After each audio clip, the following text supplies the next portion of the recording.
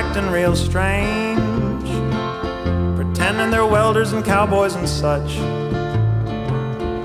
buying old work gear from the exchange, but you can tell their hands don't do very much.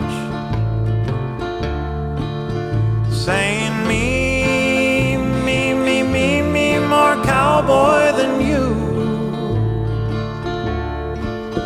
I swear that I'm working class through and through.